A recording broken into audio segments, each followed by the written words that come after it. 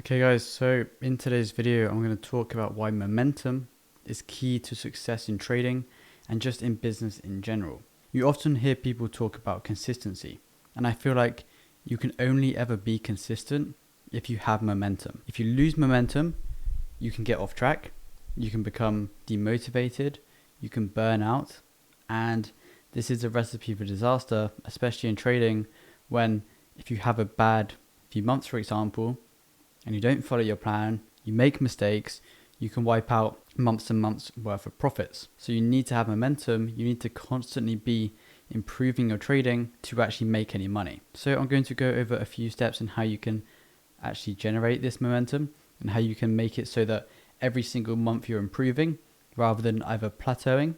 So you're not really going up, you're not going down. That's not what you want either. You don't want to be stagnant in your progression as a trader. You want to be going up. You never want to be going down, because this is, a very, very bad thing.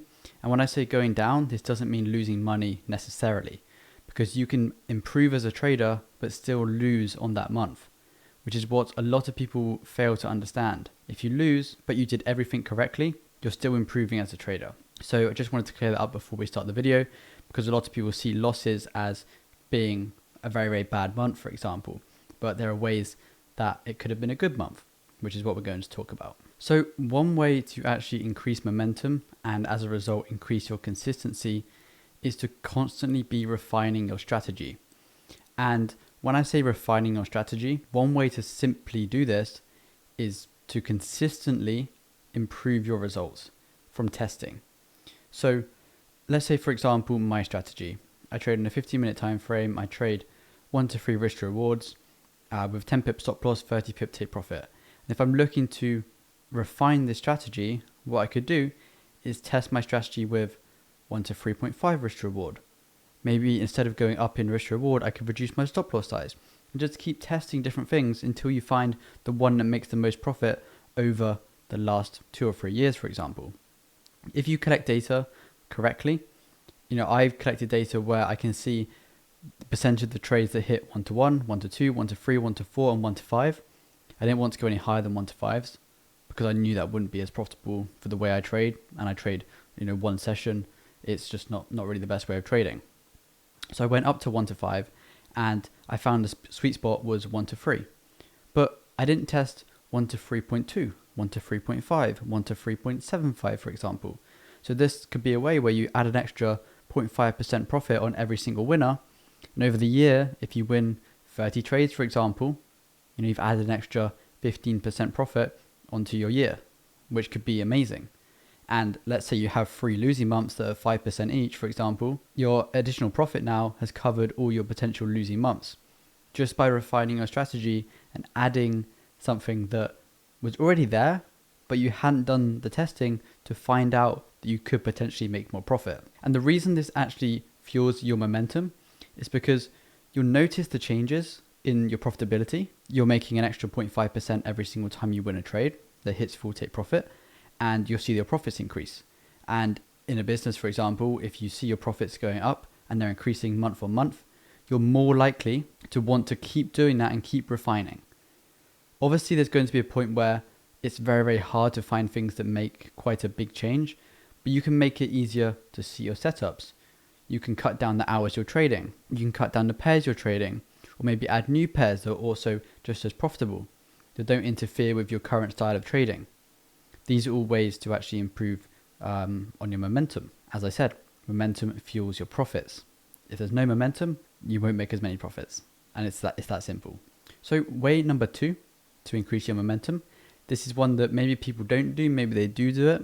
You might be watching this video and already do this. And if you do, that is a great sign that you're on the right step, the right path to profitability long term. And this is to complete weekly and monthly reviews. And the reason you're doing this is to evaluate your performance as a trader and not necessarily your performance in profits. Like I said at the start of the video, you can have a good month even though you haven't made profits. So this is kind of what I'm talking about. There is something on Edgewonk, which is the journaling software that I actually use, and it has your weekly tilt. And you can grade your entry, your exits, and your trade management on every single trade, whether it's negative, whether it's neutral, or it is a good management of your entry, exit, or trade management. And this is what I do.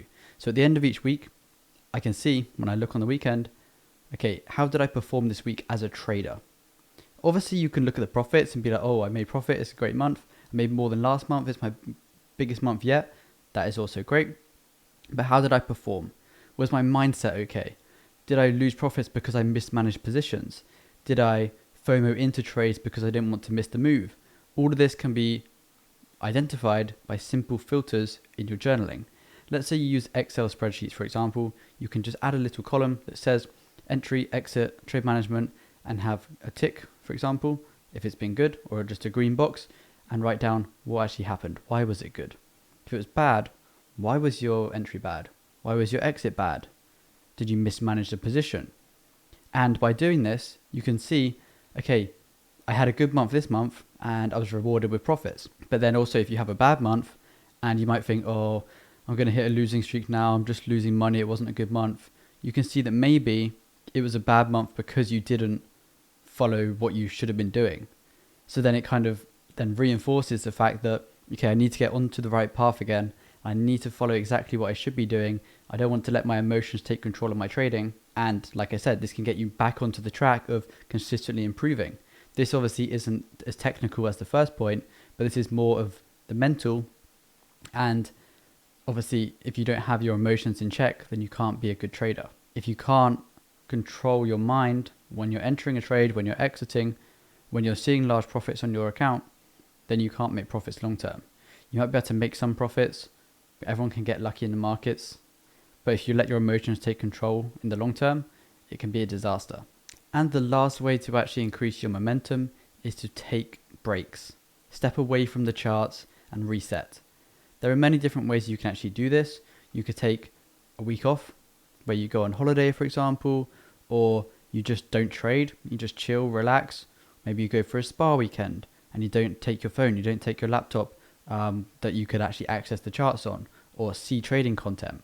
This is another good reset. You could go on a golf weekend. You could go play golf, and obviously when you're playing golf, you're not thinking, okay, what trade am I going to take next week? That's not in your head, because you have to be focused on golf because it is so difficult. But the main point here is to get away from trading, because like I said at the start of the video, if you go too much, you can burn out.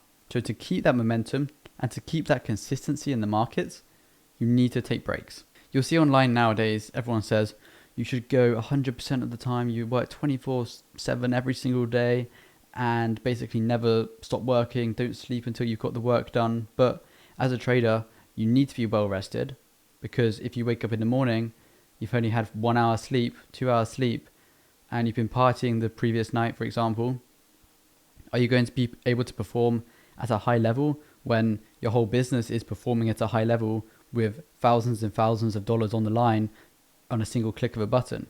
You need to be 100% when you're trading. So if you're not getting the required rest, if you're not getting that mental break from the charts, then it can be quite difficult long term to maintain your momentum and your consistency when actually trading. You often see traders have a good month or a good few months and then they'll just fall off. This is most likely because they have burnt out. They've gone so hard into the markets and obviously they're making good profits and that is great, but it can't last forever. You need to take breaks. You often see traders, good traders for example, not these Instagram, Lambo, beach traders, but the good traders you'll see, and even myself, you know, I class myself as a good trader. You guys might not, but I personally do. And I'll take breaks. You'll see on my Instagram, I rarely post it, but I'll go on holiday. This year and last year, I've gone on quite a few holidays. You know, went to Amsterdam, went to Barcelona, went to France, went to Canada, went to Slovenia, you know, lots of different trips away. And I don't check the charts when I'm traveling. I don't check the charts when I'm in the airport, when I'm on the plane. I'm not trying to manage positions because I use these holidays as a way to get away from trading. Even if you're taking a week off in the whole year, you should have 51 other weeks to trade. A lot of people think that if you miss out on 1 or 2 days in the markets, that it's going to be an absolute disaster. So they'll try to trade whilst traveling. They'll try to trade whilst they're on a villa with 8 hours time difference, for example. And it is so hard to manage positions with time difference. You're constantly having to keep track of 2 different time zones. You're constantly having to keep track and actually manage the positions, maybe with limited phone connection. And also when you're on holiday, you spent that money to be there, you spent that money to travel, just enjoy it. Just enjoy your time, and then it's a good reset, and when you come back, you can then focus. You'll often find it if you are away for a week, for example, the first few days will be nice and relaxing. You'll just think, oh, when can I retire and just do this all the time? But then you will get bored and you'll want to get back to trading, and it kind of relights the fire for you to then smash the charts for the next few months before your next break, for example. And weekends are a great day to actually take breaks because Saturday, Sunday, there's no markets open, so you shouldn't really have your mind on the charts anyway. Obviously, you can do backtesting, weekly reviews, and weekly outlooks for the following week, but it is a good time to reset your mind and get prepared for the following week in the markets too. So if you have any other comments about momentum, comment them down below. And 60 Profit is launching soon, so go check that out. I'll catch you guys in the next video.